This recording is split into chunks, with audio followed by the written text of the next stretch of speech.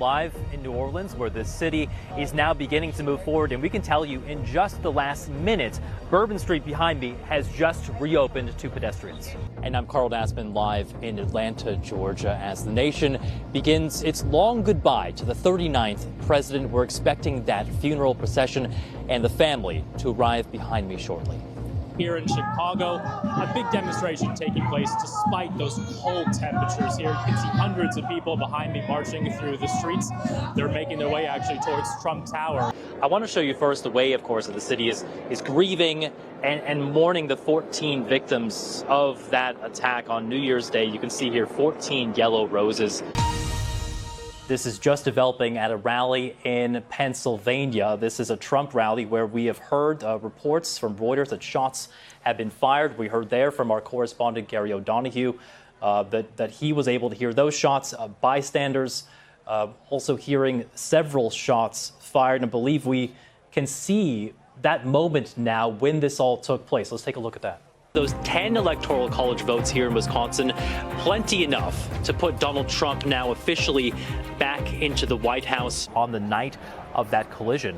In the air traffic control tower, there was one staffer that was doing the work of two people. This is something that is considered satisfactory, but obviously not ideal. One person directing the traffic not only of commercial planes and jets that were landing, but also helicopters. When the floodwaters came down this valley, it brought all kinds of debris with it. You can see the rocks here, trees uprooted. That car was swept along with the water as well. A big city like Chicago, Cook County, the surrounding area is estimated to have about 250,000 undocumented immigrants just in this area. So if you look at this mission to try to deport some 11 million undocumented migrants, that's going to be quite the task indeed. The remains of Jimmy Carter will be flown to Washington, D.C.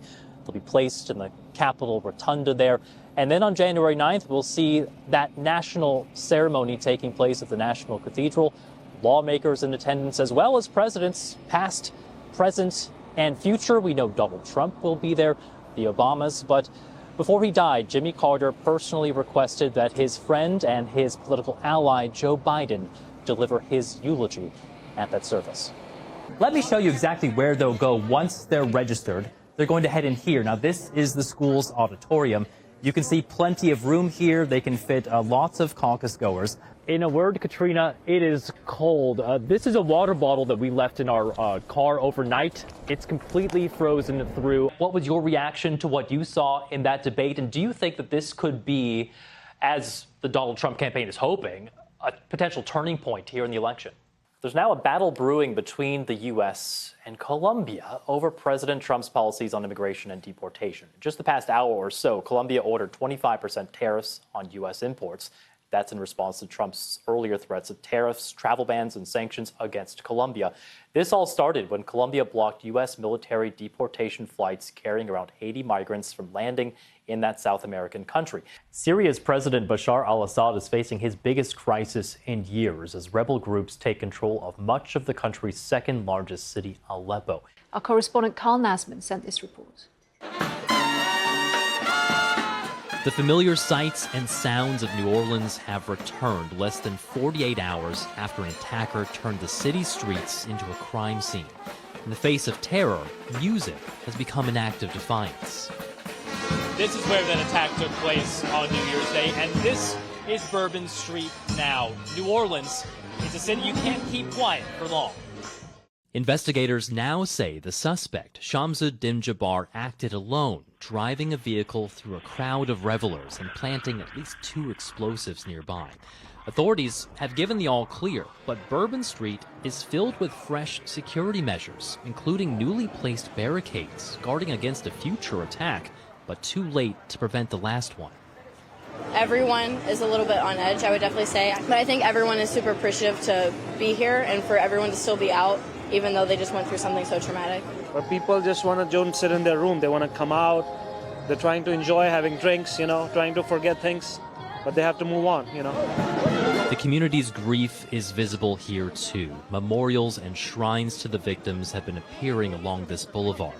14 roses arranged at the entrance to Bourbon Street, one for each victim. And at Thursday's Sugar Bowl, an American college football game played nearby, 57,000 fans fell silent. President Joe Biden announced he hopes to visit the city soon after being briefed by his security team. People in New Orleans are sending an unmistakable message. They will not let this attack or the attackers with deluded ideology overcome us. We're going to continue to relentlessly pursue ISIS and other terrorist organizations where they are, and they'll find no safe harbor here. A potential Islamic State group attack on U.S. soil could resonate across the country. Here in New Orleans, officials say they'll be reviewing security measures ahead of upcoming Mardi Gras to make sure the music can go on. I'm Carl Nassman here in Washington. Lots more coming up at the top of the hour right here on BBC News.